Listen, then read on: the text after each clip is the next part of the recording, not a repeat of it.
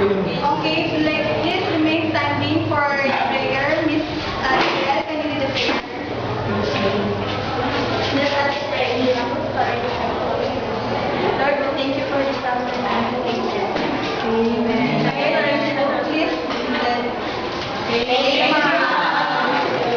Okay, how's your day? Interesting. Then why you are so serious? Because there's so many.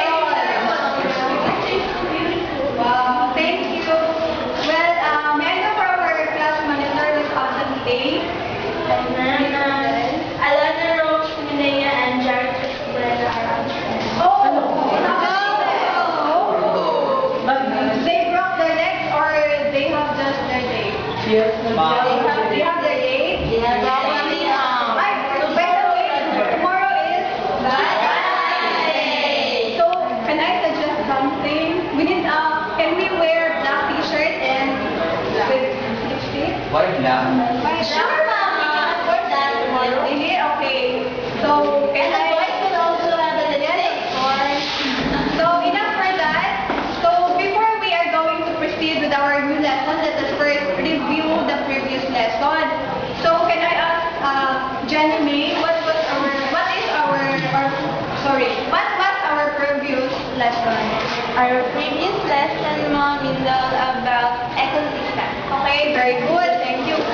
Ecosystem. So, we already know that ecosystem consists of the abiotic and biotic factors, which are the living and non-living factors. So, I think you've already mastered. So, let us now go to our new lesson. So, our objectives for today is number 1, define and describe symbiotic relationships. The number 2, classify specific interspecies relationships. So, before we are going to have our lesson proper, can you group yourselves into 2? Again, this is the group 1 and this is the group 2.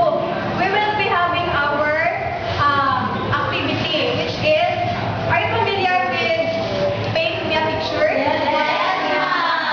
After 2 minutes, you are going to look up the situation that I will give later. Then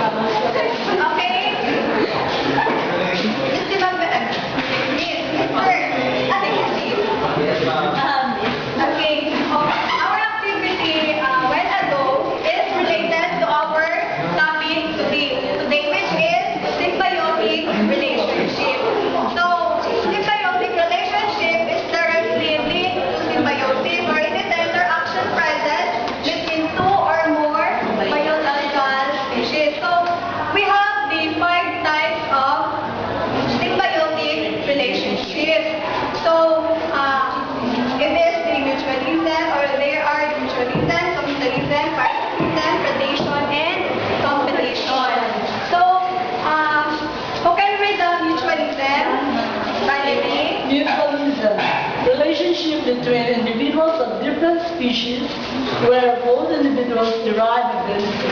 So, as we read this, so mutualism is the relationship between the two species which have benefits to each other. So, from the pictures below, what do you think is the example of mutualism?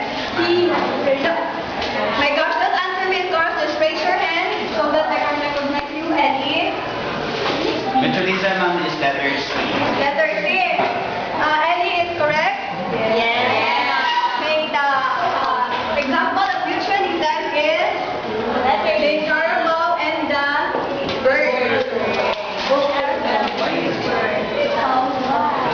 Ellie, why do you say that it is the example? It is mutualism, ma'am, because the two organisms benefits from each other.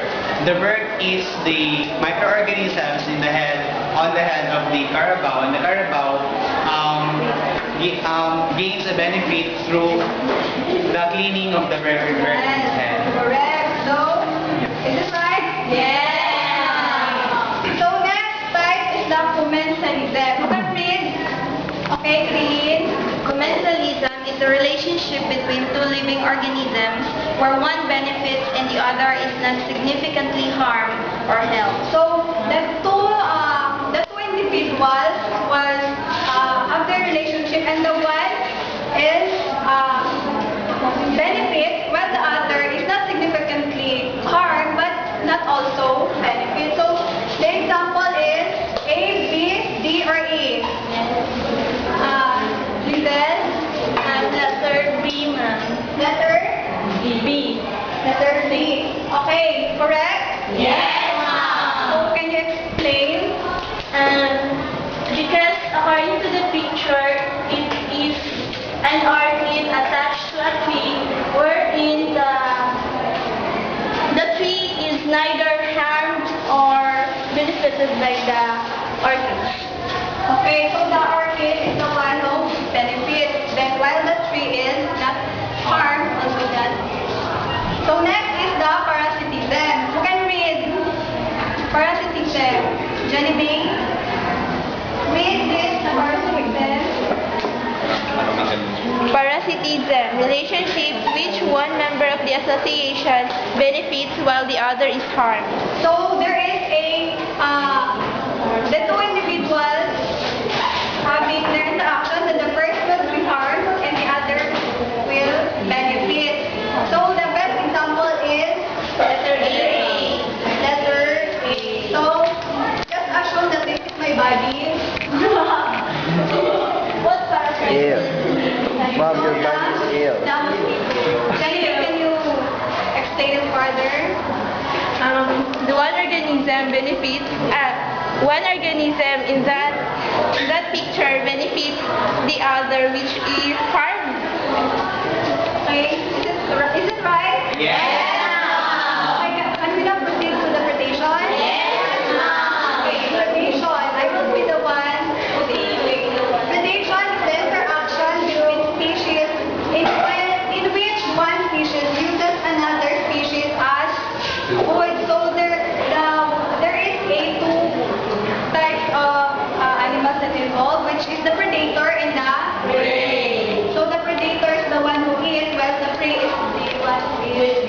Yeah, very good. So which is the example here? Okay, it's letter D.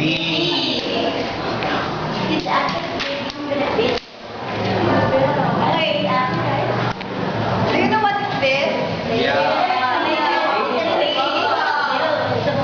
It is a native word, beetle, which enters with the apid. Okay, next is the competition. Who can read? I can read. Session.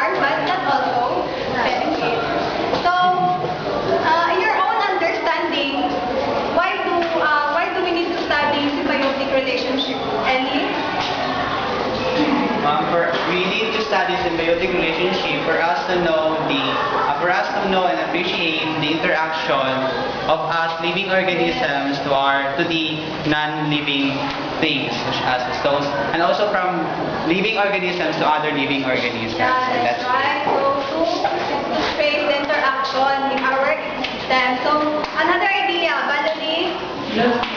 in your own understanding, why do we need to study symbiotic relationships? To understand the interaction of different species in a specific area. What did they say?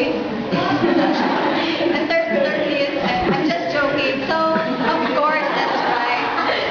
Okay, as generalization, symbiotic relationship is important to balance our ecosystem.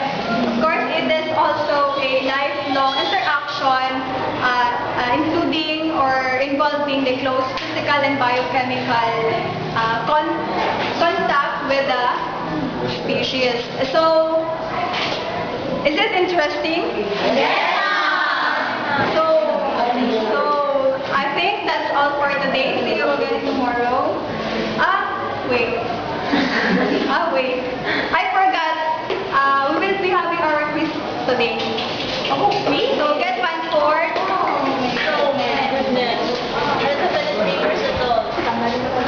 Okay, are you done? Yes.